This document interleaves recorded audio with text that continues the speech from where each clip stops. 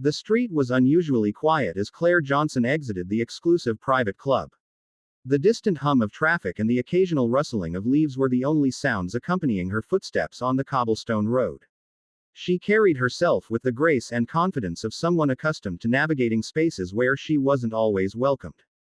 Adjusting the strap of her leather bag, she reached up and gently touched the brim of her red hat, a piece that carried immense personal significance. To the outside world, it was a stylish accessory, but to Claire, it was a symbol of resilience and remembrance, a tribute to her late father and his unwavering belief in justice. Claire's evening had been productive. The meeting with her colleagues had laid the groundwork for significant policy changes. Her mind was still processing the conversation as she approached her sleek black sedan parked under a streetlight. She hadn't noticed the patrol car parked a few meters away, its engine idling quietly, its occupant observing her every move.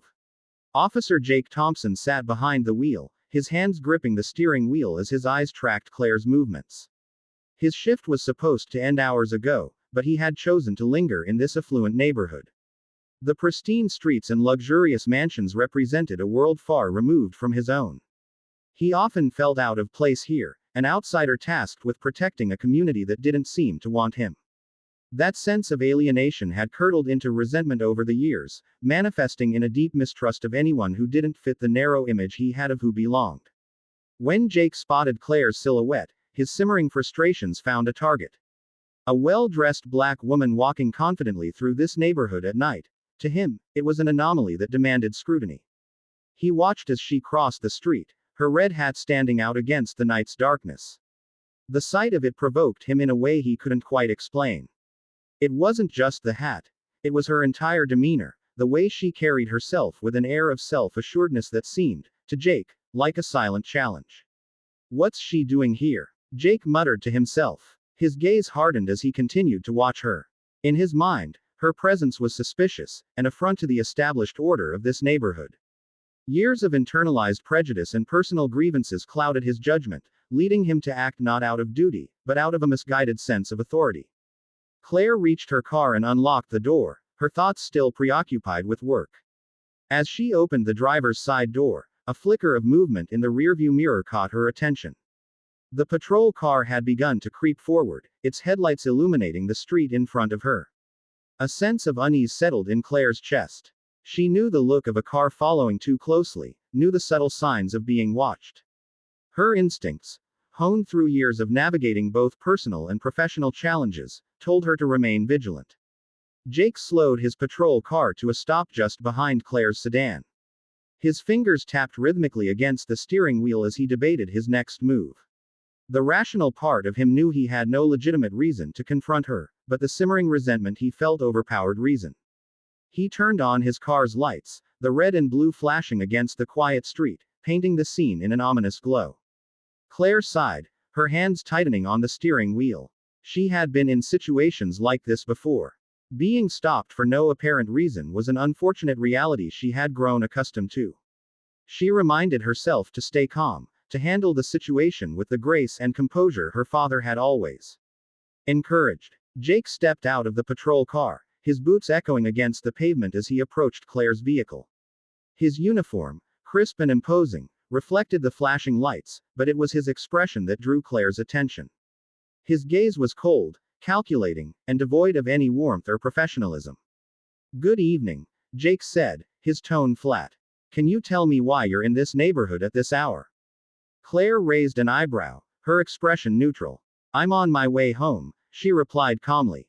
"Is there a problem, officer?" Jake crossed his arms, his eyes narrowing as he studied her. The red hat atop her head seemed to provoke him further.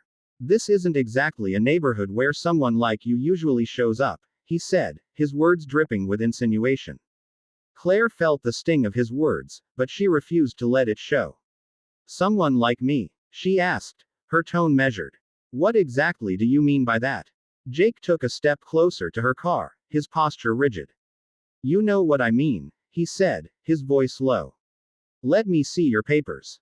Without a word, Claire reached into her glove compartment, her movements deliberate and calm. She retrieved her vehicle registration and driver's license, handing them over to Jake.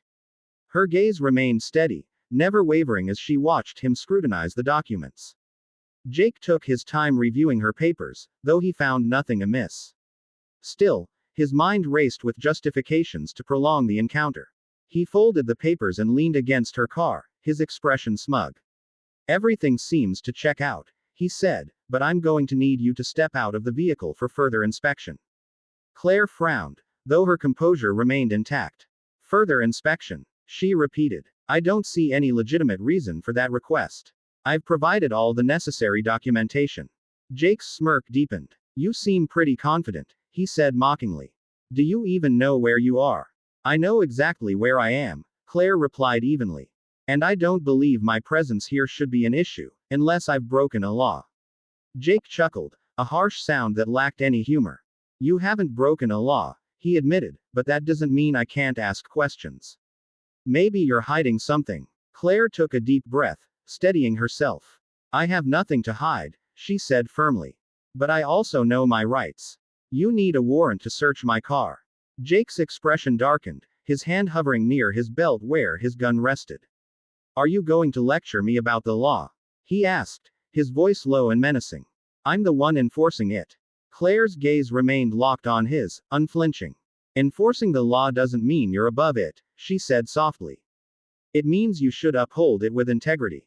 Jake's eyes narrowed further, the tension between them palpable. He opened his mouth to respond, but before he could, Claire calmly reached into her bag and produced a badge. The gleaming emblem caught the light, and Jake's expression shifted from smug superiority to stunned disbelief. "Special Agent Claire Johnson," she said, her voice steady.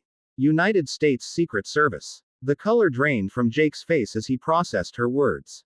The weight of his actions began to sink in, and the realization that he had targeted someone tasked with protecting the nation's leaders hit him like a freight train. Claire remained calm, watching the shift in Jake's demeanor.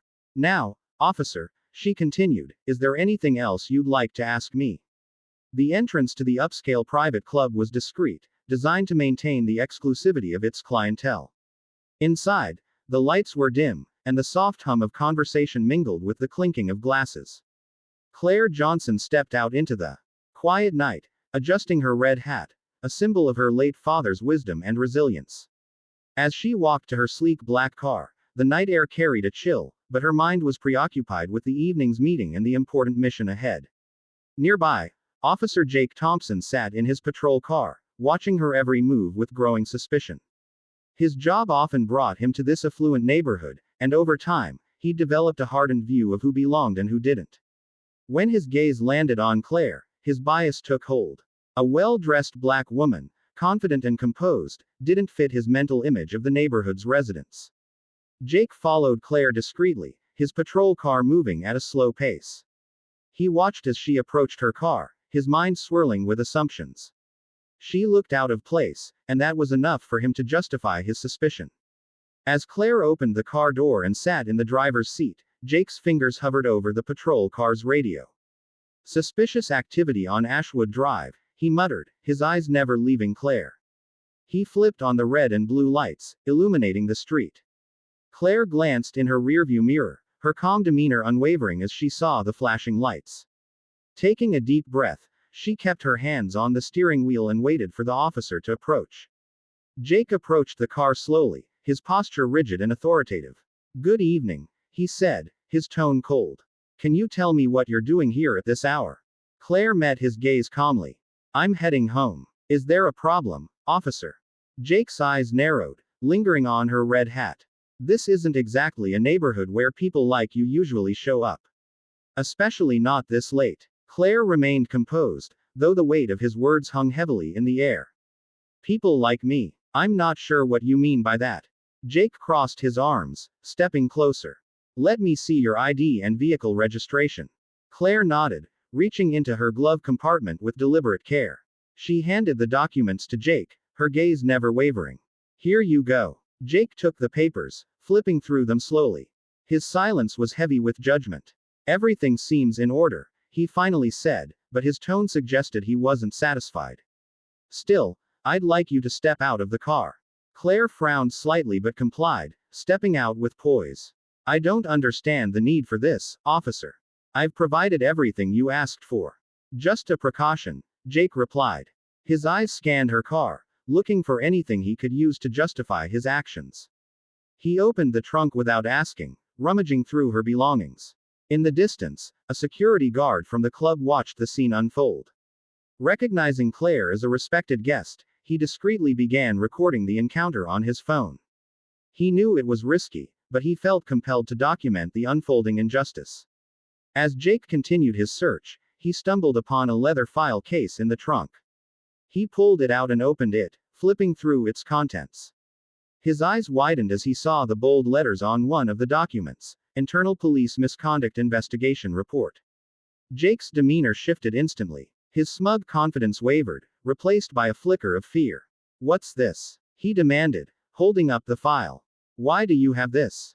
Claire's gaze remained steady. "That file is confidential. You have no right to read it. Please return it." Jake's grip tightened on the file. "Are you investigating us? Is that what this is?" "I am a civil rights attorney," Claire stated firmly. "That file pertains to an ongoing investigation. You are overstepping your authority." Jake sneered, his pride wounded. "You think you're above the law. You think your job protects you from me." Claire took a step closer, her voice unwavering. "No one is above the law, including you." Jake's face flushed with anger. He grabbed his radio. "Backup needed at Ashwood Drive. Suspicious individual refusing to cooperate." Claire's heart sank as she heard the call for backup.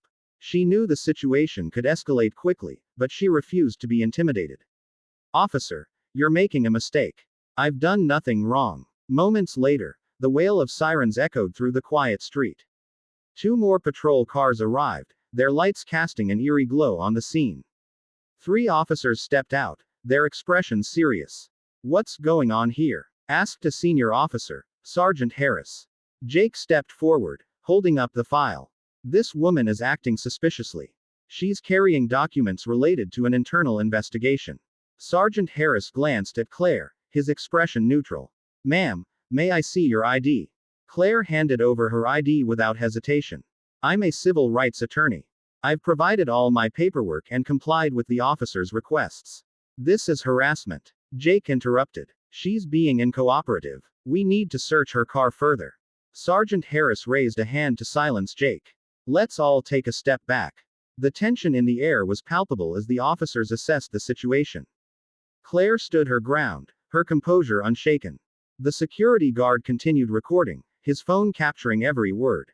"Officer Thompson," Sergeant Harris said, his tone firm. "We need to handle this by the book. There's no probable cause for further search." Jake bristled. "You don't know what she's hiding.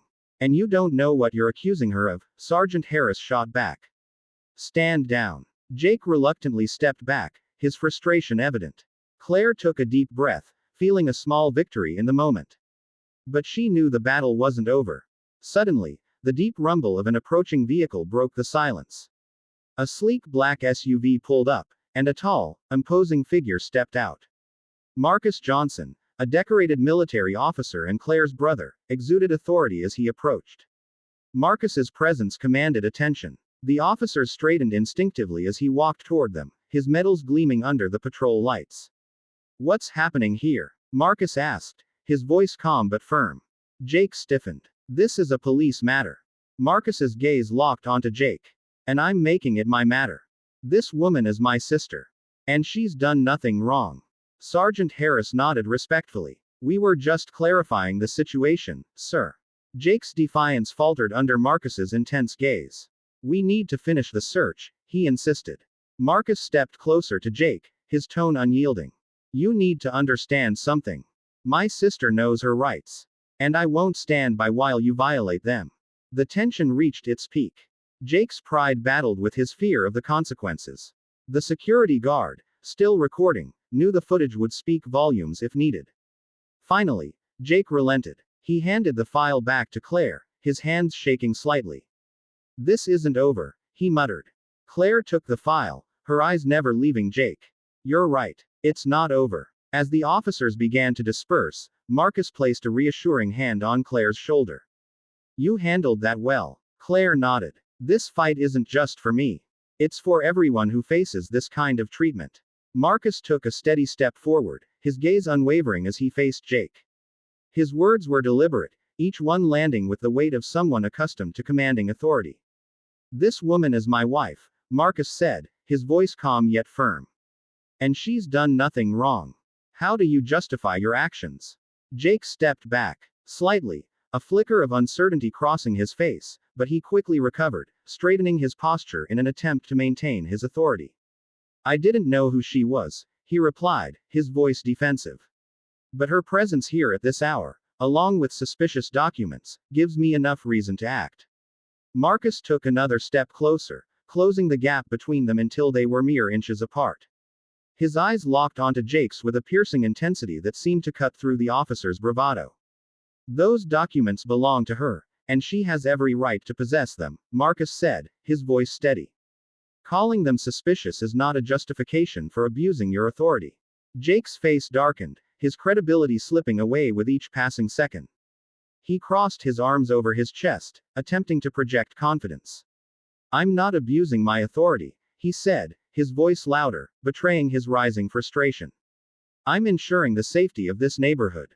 Marcus raised an eyebrow, his expression sharp and discerning.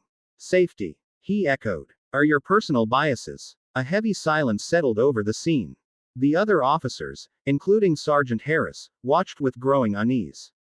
They began to realize that this confrontation was more than a routine traffic stop. It was a clash of principles, a moment that could expose the very flaws in their system. Jake, now feeling cornered, dropped any pretense of professionalism. "Listen," he said, his tone aggressive, "I don't care who you are. This is my job, and I won't let anyone interfere." Marcus didn't flinch. Instead, he leaned in slightly, his voice low and measured. "Then you should be very careful," he warned. "Because every action you take from this moment on will be documented and held accountable. I'll make sure of that." From the shadows, the club's security guard stepped forward. His phone was still recording, capturing every word, every tense exchange. Breaking the silence, he spoke up, his voice calm but resolute. "I've captured the entire incident on video. If necessary, I'll provide this footage as evidence." The security guard's words struck Jake like a hammer. The weight of being recorded, of his actions being scrutinized, was suddenly very real. The other officers exchanged uneasy glances, their doubt in Jake's narrative growing stronger with each passing moment. Marcus nodded in acknowledgement of the guard's bravery before turning back to Jake. "You claim you're not abusing your authority," Marcus said, his tone unwavering. "So why do you seem so nervous about evidence being used against you?" Jake opened his mouth to respond but couldn't find the right words. His fists clenched at his sides, a visible sign of his internal struggle. For the first time that night, his confidence faltered. Claire, standing beside Marcus, spoke up. Her voice was steady, clear, and filled with resolve. "The truth will speak for itself. And I assure you, tonight's events won't end here." Jake stood still, his sharp gaze locked on Marcus. Beneath his hardened exterior, anger and wounded pride burned fiercely. To him, Marcus's arrival hadn't just undermined his authority, it had humiliated him in front of his colleagues. Marcus remained calm, exuding the composure of someone used to handling pressure. He took another step forward, closing the distance once again. "You have the right to request documents and conduct checks if you have legitimate cause," Marcus said. "But when you cross the line and violate my wife's rights, you're no longer just doing your job. You're abusing your authority." Jake's jaw tightened, his frustration mounting. "You talk like you know my job," he snapped, sarcasm dripping from his words. "But this isn't your base camp. This is real work. Keeping the peace." Marcus's gaze remained steady, unshaken. "Keeping the peace isn't targeting a black woman just because she's somewhere you think she doesn't belong. That's prejudice, not law enforcement." Jake took a step back, not out of fear, but in an attempt to regain control of the situation. He pointed at Marcus, lowering his voice in a bid to sound more intimidating. "Listen," he said, "I don't care who you are. You don't have the right to interfere. This is police business, not the military's." Marcus remained unfazed. "You think I'm just a soldier?" he asked, his voice calm but cutting. "I'm a citizen, a husband, and someone who will never stand by and watch an abuse of power harm my family." The air between them grew heavy with tension. The other officers shifted uncomfortably, clearly aware that Jake was losing his grip on the situation. Sergeant Harris stepped forward, his expression serious. Officer Thompson, he said, it seems the situation has escalated beyond what was necessary. I think you owe everyone here a clear explanation of your actions. Jake's gaze darted from Harris to Marcus, then to the security guard still holding up his phone. His face flushed with anger, but beneath the fury, there was a glimmer of fear of exposure, fear of consequences. I was just doing my job, Jake muttered, his voice quieter now, lacking the conviction he had moments before. Marcus took one final step forward, standing tall and resolute. The problem, he said, is that your job isn't to oppress, violate, or satisfy your ego. Don't forget, you will be held accountable for what you've done. Suddenly, the sound of another patrol car's siren pierced the night air. The flashing red and blue lights illuminated the tense scene as a tall, stern-faced officer stepped out of the vehicle. It was Sergeant Paul Sanders, Jake's direct superior.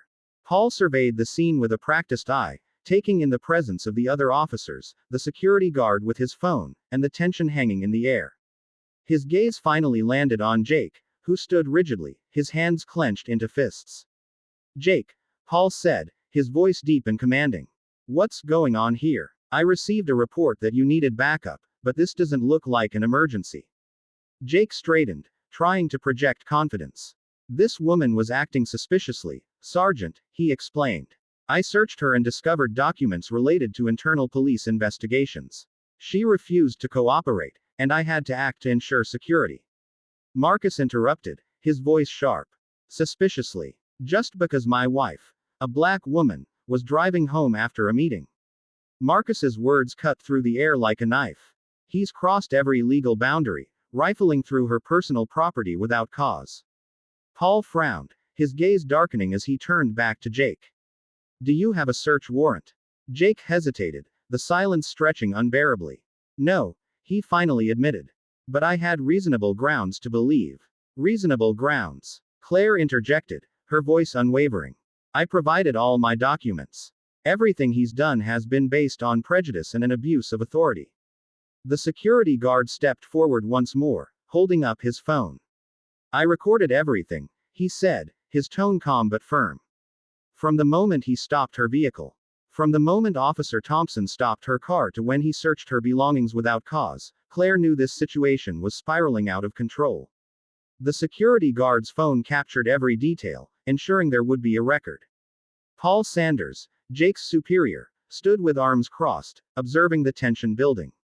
Jake, Paul began, his voice steady, is what they're saying true?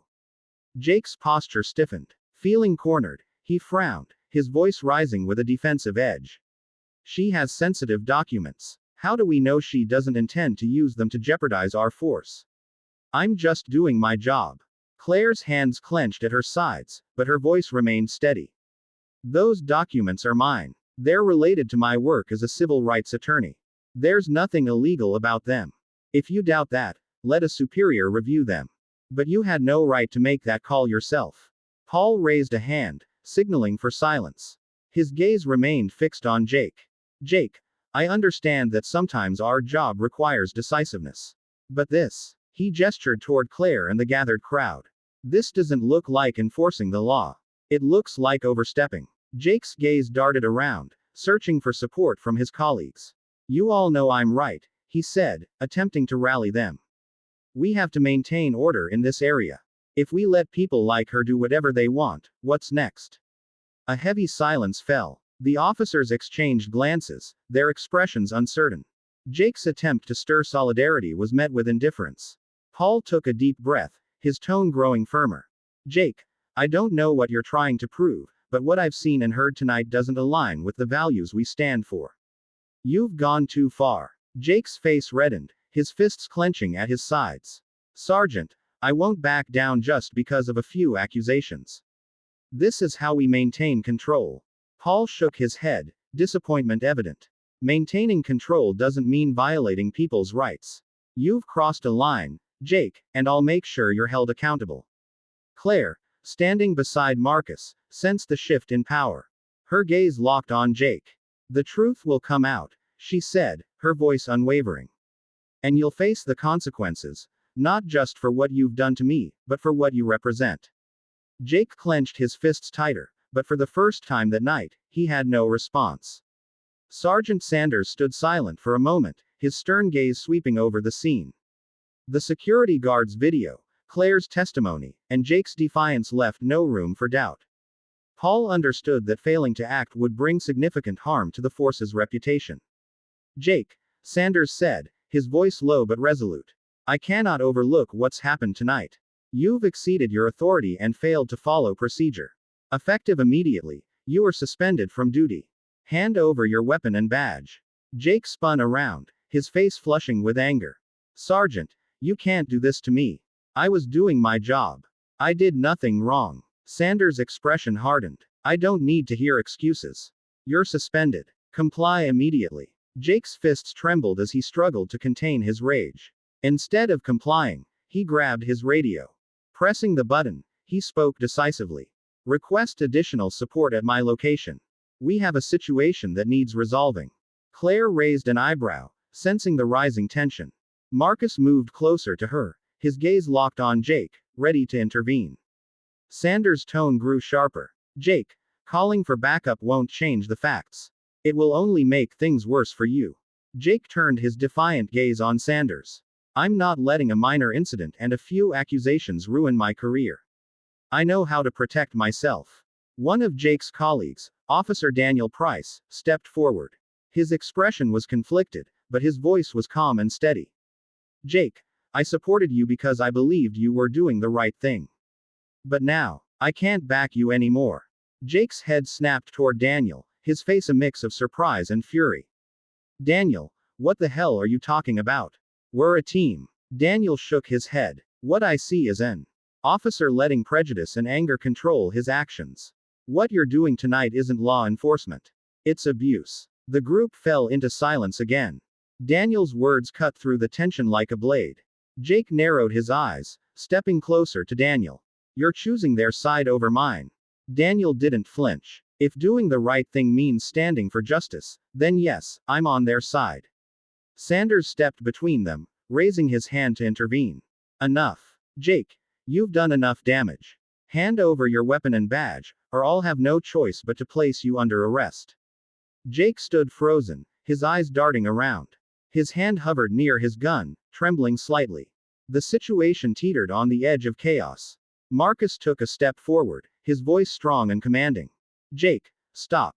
Think carefully before doing something you can't take back. Jake's hand slowly moved away from his gun. Reluctantly, he unpinned his badge and unholstered his weapon, handing them to Sanders. The defeat in his posture was unmistakable. Two officers approached to escort Jake away, but he stood still, glaring at Claire and Marcus with a wild, burning fury. You think you've won? He snarled. Don't think for a second that a lawyer like you can ruin me. Marcus stepped forward again, positioning himself protectively in front of Claire. Jake, enough. You've gone too far. Jake didn't back down. I wasn't acting alone, he said, his voice cold. Everything I did was to protect our system. I followed orders from above. His words sent a chill through the crowd. Officers glanced at each other uneasily, realizing the implications of Jake's statement. Claire felt a knot tighten in her stomach. This wasn't just about one rogue officer, it hinted at something much deeper and more systemic. Paul Sanders' expression darkened. What do you mean by that, Jake? Jake laughed bitterly. You think I'm the only one. I'm not the problem. The problem is bigger than me. You all know it. Silence hung heavy in the air. The truth Jake had hinted at lingered, a shadow over the entire force. Claire stepped forward, her voice cutting through the silence like a blade. Then it's time to dismantle that system. The cold courtroom fell into a stunned silence as Claire's sharp voice sliced through the tension like a blade. Her spine straightened, and with unwavering determination, she fixed her gaze on Jake. Her eyes, fierce and penetrating, demanded an answer to the chilling revelation he had just made. What did you just say? Claire's voice, though calm, carried the weight of righteous fury. Jake's lips curled into a sneer. His defiance was palpable, a stark contrast to the fear he had displayed moments earlier. He crossed his arms and leaned back slightly, as though savoring the moment. Orders from above, he repeated, each word dripping with disdain. Claire took a step forward, her heels echoing on the marble floor. Who told you to do this? Jake's smirk deepened, his eyes gleaming with a mix of arrogance and bitterness. You think this was all me? You think I'm the only bad apple in the bunch? No, Claire. This system was built to keep power in our hands. He gestured broadly, his voice rising. The people above me didn't just know, they encouraged it. They don't care about lawyers or justice. They only care about protecting themselves. Sanders, the lead officer present, frowned deeply. His voice, steady yet stern, cut through the growing murmurs in the room. Jake, if you know something, you need to speak up now. Who gave you these orders? Jake met Sanders' gaze with a cold, unflinching stare. I'm not saying another word. But you'll see soon enough if you dare to challenge this system. Claire stood motionless, Jake's chilling words echoing in her mind. The weight of what he had just revealed settled heavily on her shoulders. She realized with startling clarity that tonight's confrontation was about far more than Jake. It was about a deeply entrenched system designed to conceal wrongdoing and protect those who wielded power unjustly. Marcus, Claire's closest ally and husband, placed a reassuring hand on her shoulder. His voice was low but resolute. We know what we have to do next. This isn't just about Jake. It's about exposing the entire system. Claire nodded slowly, the determination in her eyes intensifying. He just gave us a crucial lead, and I won't stop until every person behind this is brought to light. Sanders rose to his feet, signaling to the other officers to take Jake away. I'll make sure everything he just said is thoroughly investigated. And Mrs. Johnson, if you need assistance from us, I'll cooperate. Claire met Sanders' gaze, her expression unwavering. I will ask for assistance. But if I see any signs of a cover-up, I'll bring everything to light myself. And I won't spare anyone. Sanders nodded, understanding that this case had transcended a mere personal confrontation. It was now a battle against a deeply entrenched system of power. Later that night, Claire sat at her desk in her modest yet well-equipped home office. The light from her desk lamp illuminated the case file on Jake, which lay open before her. Her meticulous annotations and highlighted legal statutes were a testament to the hours she had spent researching. Marcus entered the room, carrying 2 cups of coffee. He placed one in front of her and took a seat across the desk. Are you ready? He asked, his deep voice filled with quiet support. Claire lifted her gaze from the case file, her eyes gleaming with determination.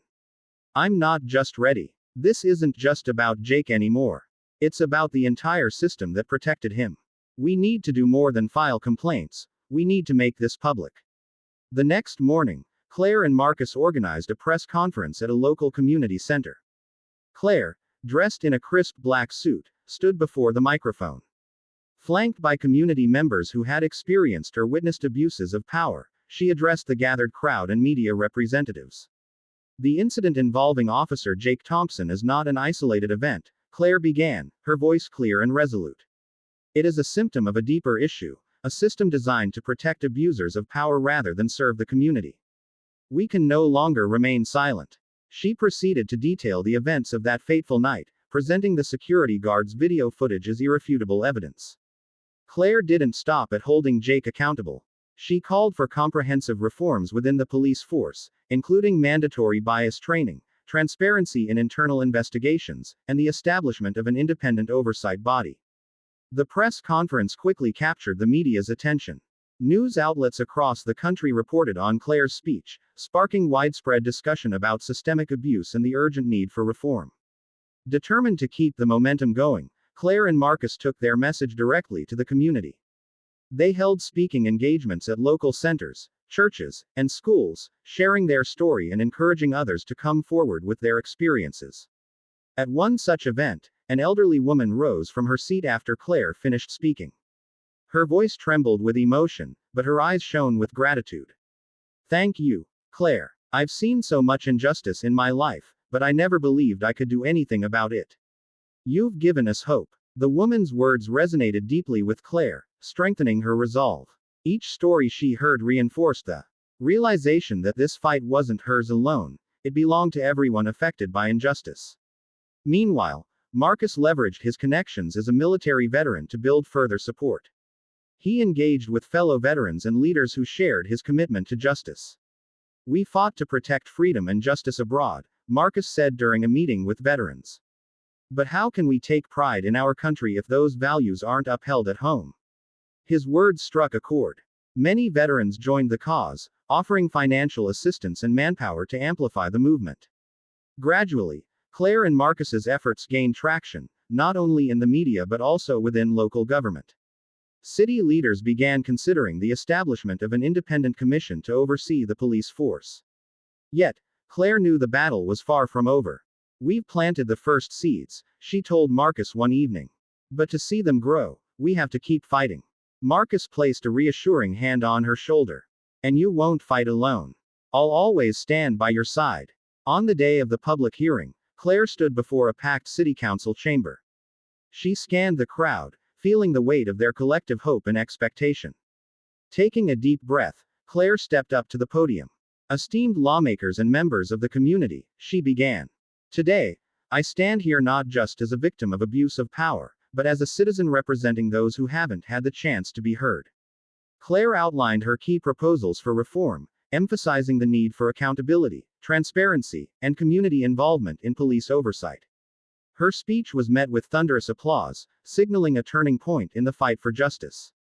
That night, as Claire and Marcus sat together, gazing at the stars, they reflected on their journey.